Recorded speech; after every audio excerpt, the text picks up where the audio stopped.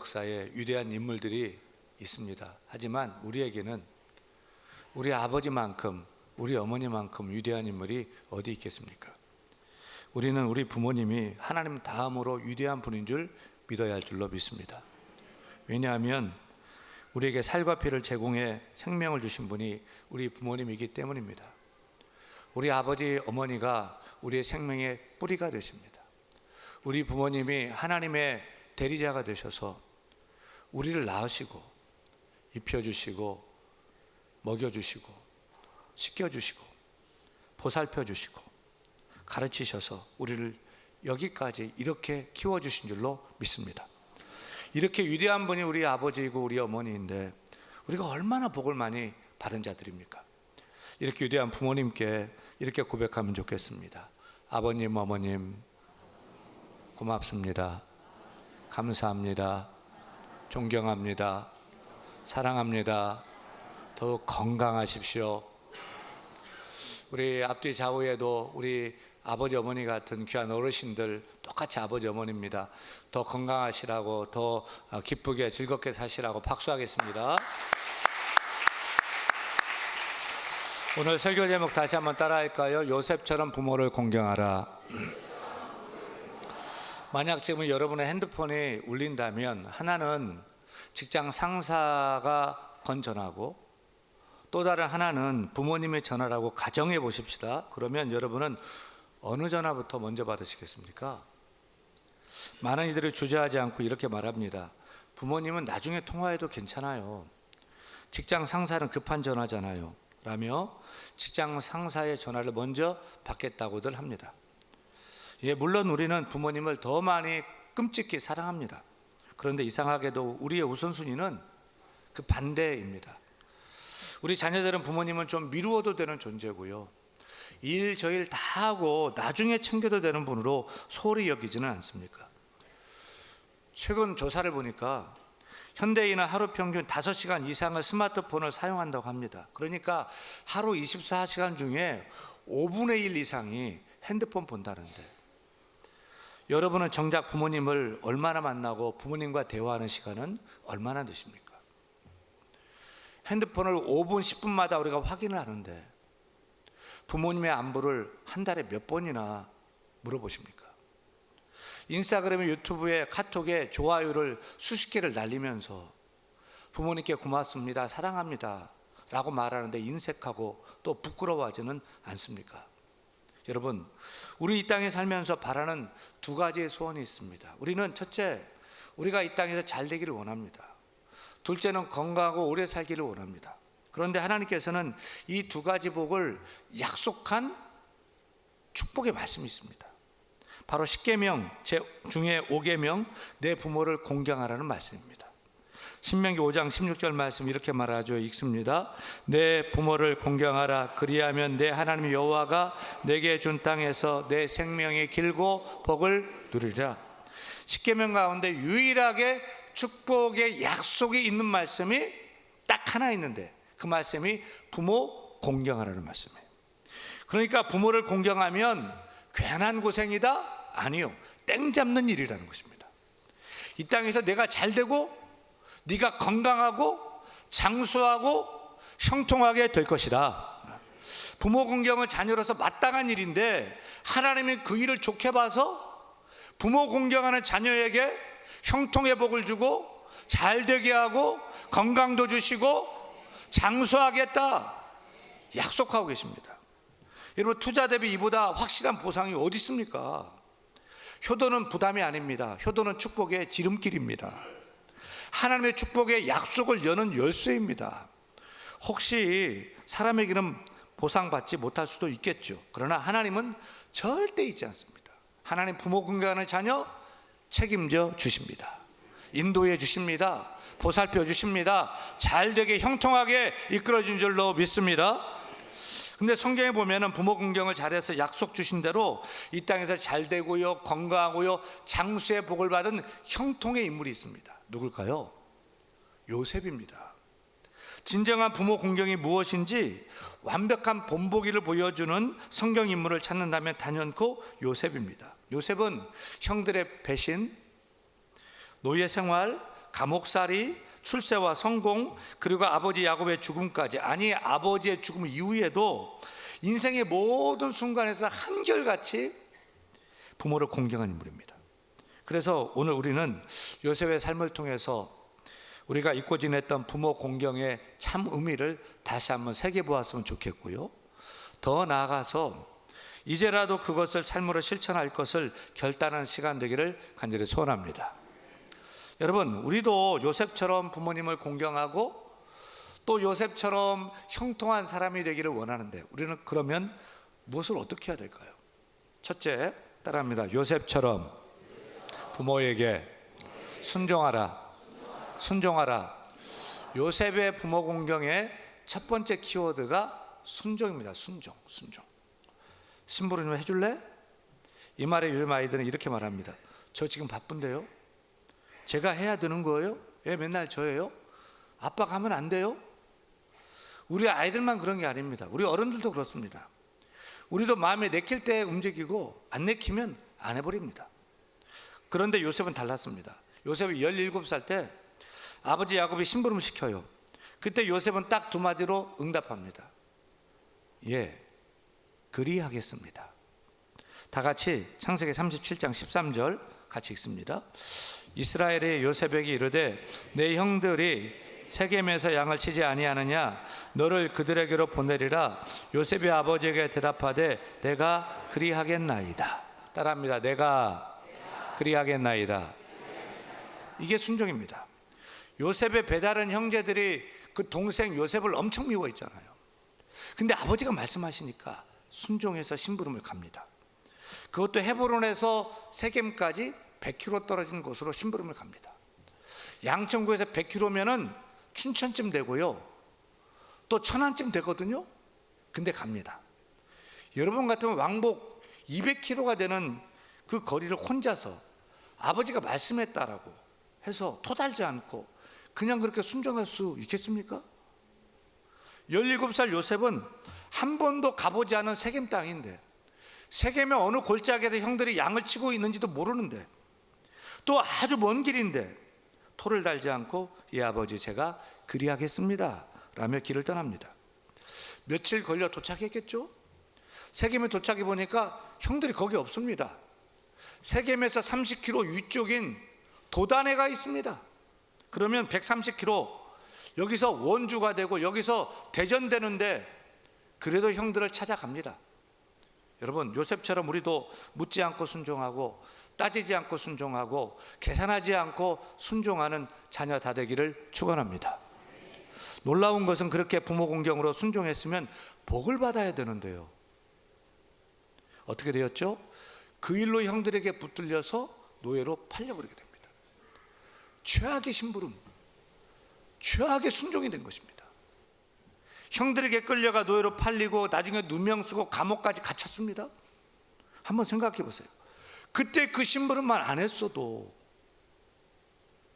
아버지가 그때 그 심부름만 안 시켰어도, 그때 순종을 안 했으면은 지금 집에서 평안하게 살 거예요. 그런데 요셉은 한 번도 아버지를 원망하지 않습니다. 그 어떤 순간에도 내가 그때 괜히 순종해서 아버지가 나를 그리 만든 거야 라고 말을 하지 않습니다. 왜요? 요셉에게 순종은 거래가 아니라 태도였기 때문입니다. 그는 효도를 조건 없이 기꺼이 마땅한 일로 여겼던 거죠. 결과가 아니라 그 동기, 그 마음이 진짜였기 때문입니다. 이렇게 하면 복을 받고 저렇게 하면 손해본다는 계산이 아니라 그냥 아버지니까, 아버님이 말씀하니까 순종하는 것이 마땅했던 것입니다. 여러분, 부모님께 순종은 조건 없이 해야 할 일입니다. 진짜 순종은 잘해주니까 하고 또 좋은 대가가 주어져서 하는 것도 아닙니다. 그저 부모님이 내 부모님이니까, 부모님이 말씀하시고 원하니까 우리는 순종해야 마땅한 줄로 믿습니다. 요셉이 얼마나 순종의 아들이었는지 그 아버지 야곱이 죽을 때, 돌아가실 때를 보면 분명하게 더 잘 알 수 있습니다. 이제 그가 애굽의 총리가 됐고요, 아버지와 가족들을 돌보다가 아버지가 이제 세상을 떠나게 됩니다. 그때 아버지 야곱은 자신의 장례 절차를 부탁합니다. 창세기 47장 30절이죠. 읽습니다. 내가 조상들과 함께 눕거든 너는 나를 애굽에서 메어다가 조상의 묘지에 장사하라.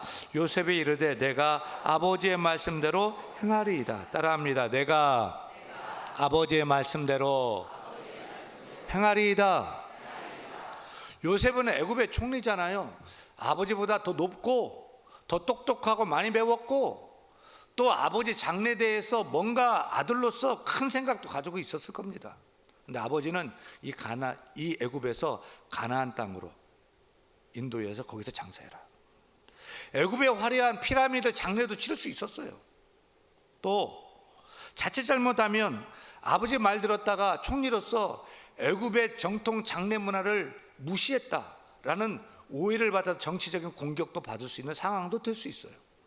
그런데도 어떻게 하죠? 창세기 50장 12절입니다. 읽습니다. 야곱의 아들들이 아버지가 그들에게 명령한 대로 그를 위해 따라 행하여, 아버지 말씀대로 다 따라 행했습니다. 야곱의 아들 중 이 일을 순종하여 행한 주인공은 누구겠습니까? 14절 보면 요셉이 아버지를 장사한 후에 자기 형제와 호상꾼과 함께 애굽으로 돌아갔더라. 이게 쉬운 일입니까? 가나안 땅에서 애굽까지 400km 천리, 연구차가 있었던 게 아니죠. 총리는 하루도 자리를 비울 수 없는 중책이에요. 근데 70일간 장례를 치릅니다. 요셉은 어릴 때와 변함없이 아버지의 말씀을 따라서 끝까지 순종의 효를 다한 인물입니다.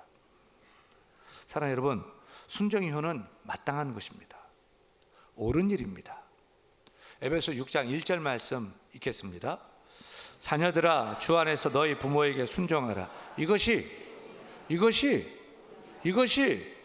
옳으니라.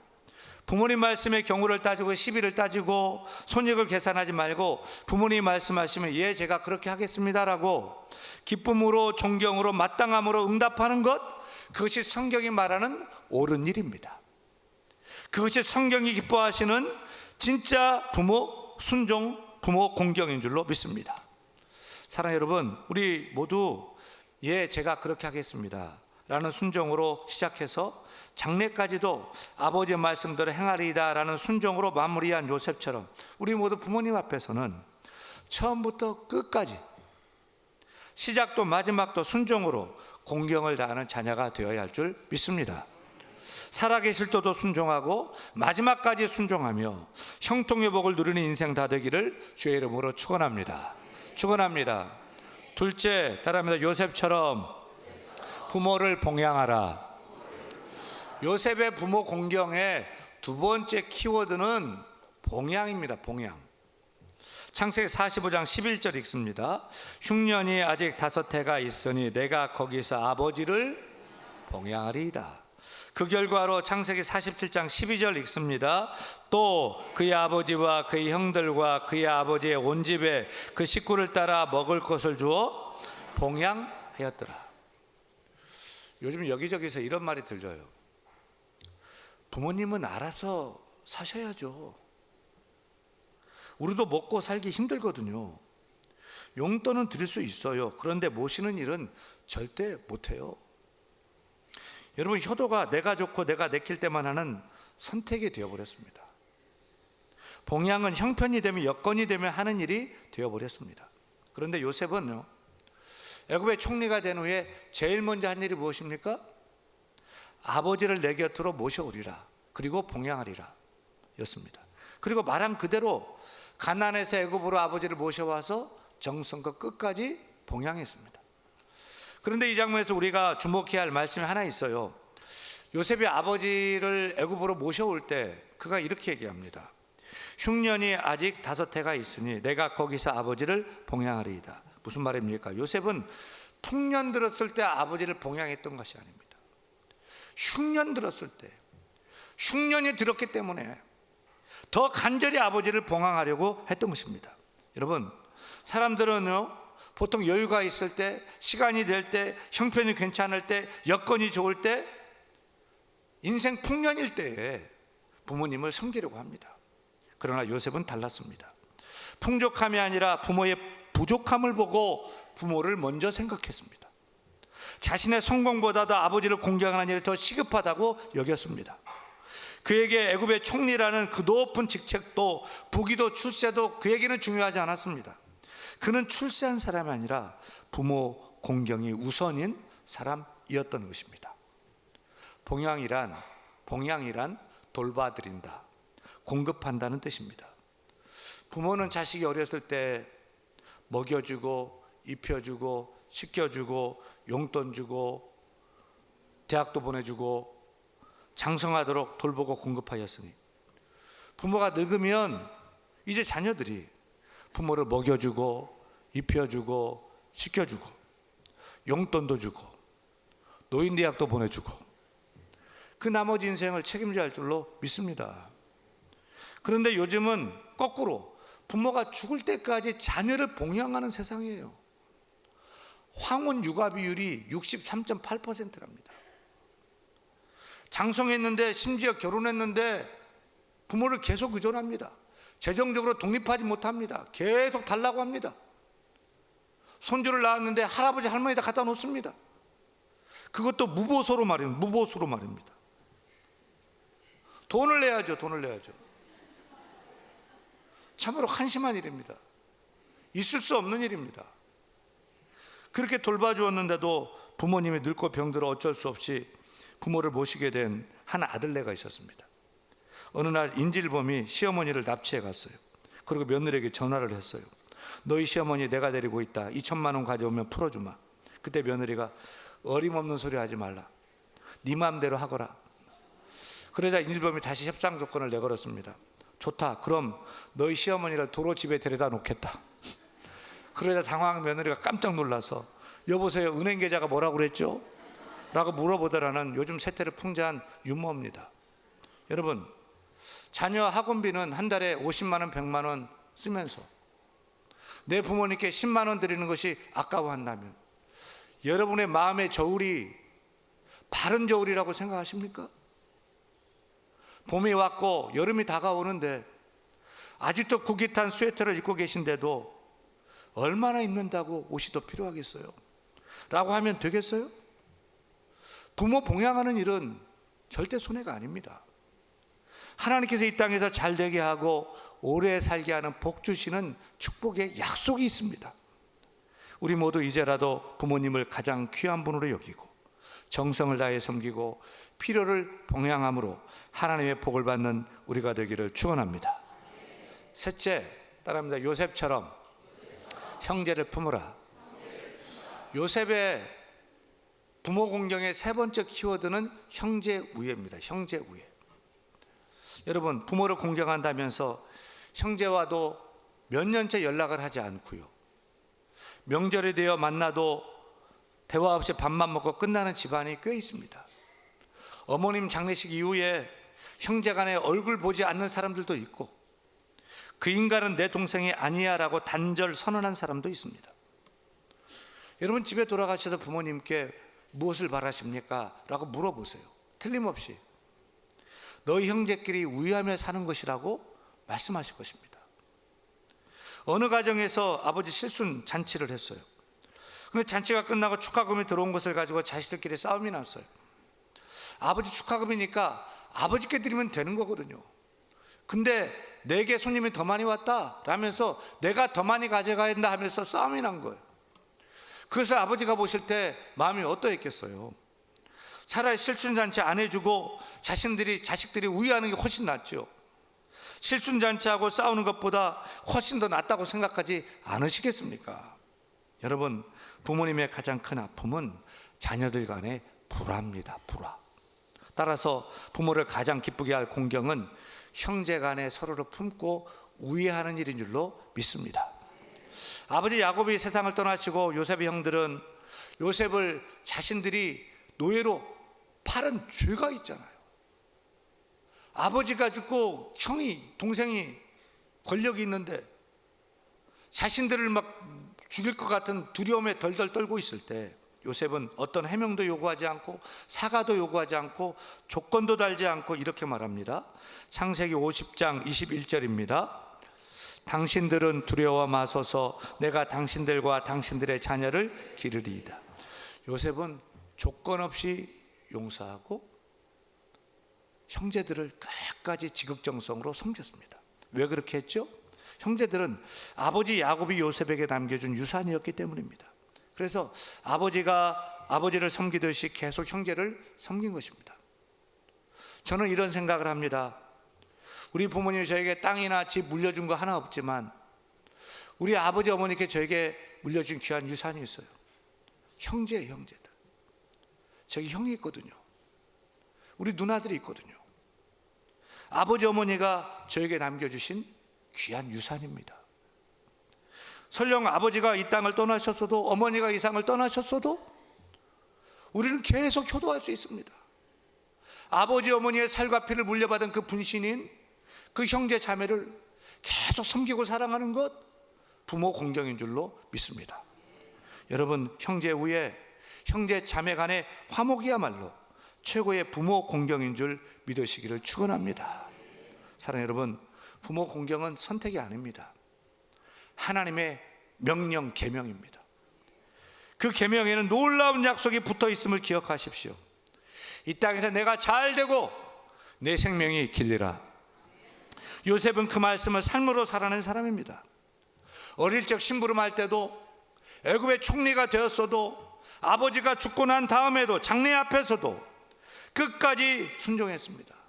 정성껏 봉양했습니다. 형제들을 섬기고 품었습니다. 사랑하는 여러분, 요셉처럼 우리도 부모님께 순종합시다. 계산하지 말고 따지지 말고, 예, 제가 그렇게 하겠습니다. 순종하십시다. 우리도 요셉처럼 부모님을 정성껏 봉양합시다. 여유가 있든 없든, 아니 흉년이 왔기 때문에, 더 어렵기 때문에 기꺼이 더 모시고 책임지고 마음을 다해 돌보십시다. 그리고 요셉처럼 형제를 품고 섬깁시다. 형제를 미워하면서 어떻게 부모님을 공경한다고 말할 수 있겠습니까? 형제를 용서하고 위하고 화목함으로 부모의 유산을 지켜내십시다. 사랑하는 여러분, 우리의 마음을 이 시간 정하고 결단해야 됩니다. 그래, 나도 요셉처럼 부모님을 공경하리라. 나도 요셉처럼 순종하리라, 봉양하리라, 형제를 섬기리라 라고 결단해서 이 약속 위에 부어준 하나님 놀라운 축복을 다 받아 누리는 우리 모두가 되기를 간절히 축원합니다. 축원합니다.